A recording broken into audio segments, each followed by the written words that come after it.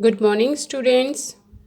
Welcome to science class 8th, focus on science.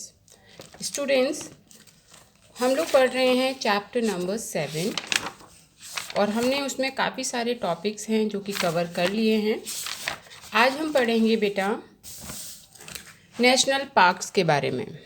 ठीक है, national park जैसे कि आप सभी ने पढ़े थे, गवर्नमेंट ने ऐसे बहुत सारे इनिशिएटिव्स ले रखे हैं जिससे कि फौना और फ्लोरा दोनों को कंजर्व किया जाता है ताकि हमारी बायोडाइवर्सिटी मेंटेन रहे। ऐसे ही नेशनल पार्क, ठीक है, नेशनल पार्क क्या हैं? बड़े बड़े एरियाज़ हैं जहाँ पर फ्लोरा और फौना को सेव किया जाता है, बचा के रखा जाता है। वहाँ पर लोकल पीपल की एंट्री मना होती है। ठीक है, तो आज हम नेशनल पार्क के बारे में पढ़ेंगे। कुछ ऐसे नेशनल पार्क या रिजर्व फॉरेस्ट जो कि हमारे इंडिया में भी प्रेजेंट हैं उनके बारे में भी पढ़ेंगे। उनके आपको नेम याद रखने हैं। ओके, तो चलिए स्टार्ट करते हैं about the national park. These parks reserve flora, fauna, landscape and historic object of an area. As I told you earlier, national park वो बड़ी बड़ी जगह होती हैं जहाँ पे flora, fauna, flora means plant and fauna, landscape यानी कि जो हमारी ज़मीन है, जो उसकी ब्यूटी है, landscape and historic objects, historic जो ऐतिहासिक वस्तुएं होती हैं वो उस एरिया में पाई जाती है और उन्हें वहाँ प्रिजर्व किया जाता है। These reserves are large and diverse enough to protect the whole set of ecosystem. ये इतने बड़े बड़े एरियाज़ होते हैं कि ये हमारे पूरे इकोसिस्टम को प्रिजर्व करके रख सकते हैं, प्रोटेक्ट करते हैं।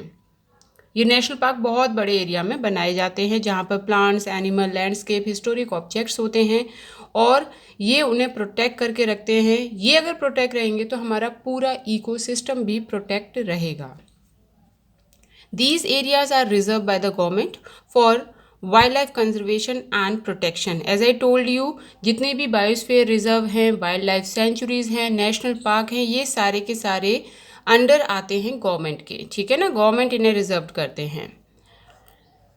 There are 166 national park. आप इसे टिक कर लेना बेटा। There are 166 national park. These are protected for their natural beauty and scientific interest. अगर हमें कोई भी साइंटिफिक तौर पर पता लगाना है किसी भी प्लांट या फिर एनिमल के बारे में तो हम इन नेशनल पार्क से पता लगा सकते हैं। और आप सबको ही पता है कि जो ये नेशनल पार्क्स होते हैं इसमें नेचुरल ब्यूटी देखने को मिलती है। नेचुरल ब्यूटी से मतलब है बहुत सारे प्लांट्स, एनिमल्स, ये भी क्या हैं, नेचुरल ब्यूटी में ही आते हैं क्योंकि ये प्रकृति की देन है। The first reserve forest of India is Satpura national park. इसे आप टिक कर लो बेटा। सबसे पहला इंडिया का रिजर्व फॉरेस्ट है Satpura national park. The finest Indian teak, ये एक प्लांट का नेम है, Indian teak is found in this forest. इस फॉरेस्ट में इंडियन टीक पाई जाती है। Rock shelters inside it are the evidence of prehistoric human life in these jungles. ये जो फॉरेस्ट है यहाँ पर बहुत बड़े बड़े रॉक वगैरह इस बात का सबूत देते हैं, पुराने इतिहास के बारे में बताते हैं कि ह्यूमन की जो ज़िंदगी थी वो जंगल से शुरू हुई थी या जंगल में भी इंसान रहा करते थे, उन बातों का सबूत देते हैं ये। ठीक है, प्री हिस्टोरिक ह्यूमन लाइफ का मतलब है बेटा प्राचीन यानी कि पुराना जो इतिहास है इंसान का वो इन बड़े बड़े रॉक, इन चट्टानों से वहाँ पर सबूत मिलते हैं जिनसे हमें पता चलता है कि जंगलों में भी पहले इंसान रहा करते थे। It gives us an idea of the life of primitive people. Primitive people यानी कि जो प्राचीन थे, ठीक है, जो प्राचीन लोग थे वो रहा करते थे जंगलों में, तो उनके बारे में हमें आइडिया मिलता है यहाँ पे मिलने वाले बड़े बड़े पत्थरों से, चट्टानों से, जिन पर उनकी कोई ना कोई नक्काशी होगी या उन्होंने कुछ लिखा होगा या कुछ ऐसा हमें या कोई फॉसिल भी मिलता होगा जिससे हम पता लगा सकते हैं। A total of 55 rock shelter have been identify in Pachmarhi biosphere reserve. 55 rock shelter जिनसे कि पुराने लोगों के बारे में पता चलता है कि हाँ आदि मानव या प्रिमिटिव पीपल रहे थे, ये सबूत देते हैं। इन्हें आइडेंटिफाई किया गया है। in the Pachmadi Biosphere Reserve. Many tribals live in this area. Tribals जो आदिवासी होते हैं वो इस एरिया में रहते हैं. Figures of animal and men fighting, hunting, dancing and playing musical instrument are depicted through these painting. ये जो बड़े बड़े हमें रॉक शेल्टर्स मिले हैं ना, बड़े बड़े चट्टान, उन पर उन्होंने कुछ नक्काशी कर रखी हैं, कुछ पेंटिंग बना रखी हैं, डांस करते हुए, हंट करते हुए, या फिर फाइटिंग करते हुए, या फिर प्लेइंग म्यूजिकल इंस्ट्रूमेंट. ये सारी ऐसी पेंटिंग बना रखी हैं जिनसे ये पता चलता है कि कभी ऐसा समय था इस दुनिया में कि इन जंगलों में ऐसी जगहों पर, वीरान ऐसी जगहों पर आदि मानव या प्रिमिटिव पीपल रहा करते थे. तो उनसे हमें सबूत भी देखने को मिलता है. ओके. एंड इंटरेस्टिंग फैक्ट, ये हम ऑलरेडी हमारी क्लास में डिस्कस कर चुके हैं. आपको सतपुरा टाइगर रिजर्व के बारे में ये पढ़ना है. ओके. और ये कब लॉन्च हुआ ये हम ऑलरेडी डिस्कस कर चुके हैं आपकी क्लास में. आप इसे एक बार और पढ़ लीजिएगा. चलिए बेटा, नेक्स्ट है आपके कुछ क्वेश्चंस गिवन है. Check your progress. Okay, this is your homework.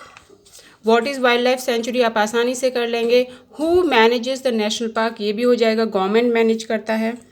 और what do you understand by the endemic species, clear cut दे रखे हैं. ये सारे के सारे आंसर्स आप इजीली फाइंड आउट कर सकते हैं. When did the government of India launch tiger project, all answers are given in your book, और जो हमने पढ़ लिए हैं. ओके. चलिए, नेक्स्ट हेडिंग है आपकी एंडेंजर्ड स्पीसीज.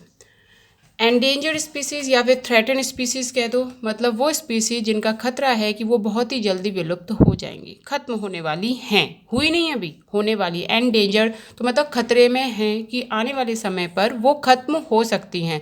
जो चीज़ खत्म हो सकती है अगर हम उसे समय के साथ बचा लें, समय रहते ही अगर बचा लें, तो हो सकता है कि वो विलुप्त ना हो, एक्सटिंक्ट ना हो. ठीक है. तो यहाँ से आप डिफाइन भी टिक कर सकते हैं. Animals whose number are diminishing. Diminishing का मतलब होता है कम होता जा रहा है, विलुप्त हो रहा है, कम हो रहा है. To a level that they might face extinction are known as endangered species. ऐसे स्पीसीज जिनकी संभावना है कि वो आगे आने वाले समय में वो पूरी तरह से विलुप्त हो जाएंगे क्योंकि उनकी जो जनसंख्या है वो घटती जा रही है, उन्हें हम एंडेंजर्ड स्पीसीज या फिर एनिमल कहते हैं. Survival of some animal has become difficult because of the disturbance in their natural habitat. आजकल के टाइम पे इतना ज़्यादा अर्बनाइजेशन, इंडस्ट्रियलाइजेशन सब कुछ हो रहा है कि फॉरेस्ट वगैरह काटे जा रहे हैं. ऐसे बायोस्फीयर रिजर्व भी सही से अभी प्रोटेक्ट नहीं रहे हैं, जिसकी वजह से इन लोगों का नेचुरल हैबिटेट डिस्टर्ब हो गया है. और नेचुरल हैबिटेट डिस्टर्ब होने की वजह से ये लोग सही से रह नहीं पा रहे और धीरे धीरे इनकी जनसंख्या कम होती जा रही है. जैसे एग्जाम्पल डायनासोर की बात करें, वो भी ऐसी एक्सटेंट हुआ. डोडो, ये भी एक्सटेंट हो चुका है. Have become extinct a long time ago. बहुत समय पहले डायनासोर और डोडो एक बतख जैसी दिखने वाला एक एनिमल था जो कि फिनिश हो चुका है, एक्सटेंट हो गया क्योंकि इनके नेचुरल हैबिटेट को बहुत ज़्यादा डिस्टर्ब कर दिया था. Animal like lions, elephants, wild buffaloes and barasingha are also found in the Satpura national park, but now their number are diminishing. धीरे धीरे इनकी भी प्रजाति या इनकी भी जनसंख्या कम होती जा रही है. ठीक. एंड इंटरेस्टिंग फैक्ट देखिए, a community of plant, animal and micro organism that live, feed, reproduce and interact in the same area is termed ecosystem. बिल्कुल सही है.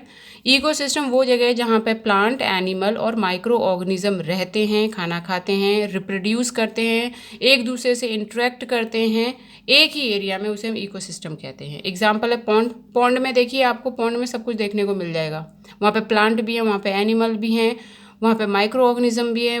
वहाँ से पॉन्ड से कुछ ऑर्गेनिज्म अपना खाना भी खाते हैं, कुछ फीड करते हैं, कुछ रिप्रोड्यूस भी करते हैं. तो पॉन्ड बहुत ही अच्छा एग्जाम्पल है इकोसिस्टम का. ठीक है. Living and non living component दोनों के दोनों यहाँ इंटरेक्ट कर रहे हैं. अब लिविंग कंपोनेंट क्या होता है? लिविंग होते हैं जैसे plant, animal, micro organism. Non living component क्या होता है? एयर, वाटर, सनलाइट, इन्हें नॉन लिविंग कंपोनेंट कहते हैं. ये सभी इंटरेक्ट करते हैं और जहाँ पे ये दोनों चीज़ें इंटरेक्ट करें उसे हम इकोसिस्टम कहते हैं. एनिमल्स देखिए क्या क्या मिल सकते हैं. Frog, lizard, bat, owl, snake etcetera are very important. They form part of a food chain and the food web. हर ऑर्गेनिज्म यहाँ पर किसी न किसी का खाना है. एक ऑर्गेनिज्म दूसरे ऑर्गेनिज्म को खाता है और अगर एक ऑर्गेनिज्म ज़्यादा डिस्टर्ब हो जाएगा तो पूरी फूड चेन डिस्टर्ब हो जाएगी. हमें फूड चेन को डिस्टर्ब नहीं करना है, उसे मेंटेन करके रखना है. ओके बेटा, यहाँ तक आज हमें पढ़ना था। आज की क्लास का आपका होमवर्क है, जो आज मैंने आपको पढ़ाया वो आपको पढ़ना है, दोबारा रिवाइज करना। नहीं समझ में आए तो आस्क मी, और ये क्वेश्चन आंसर्स आपको सॉर्ट आउट करने हैं। Thank you all.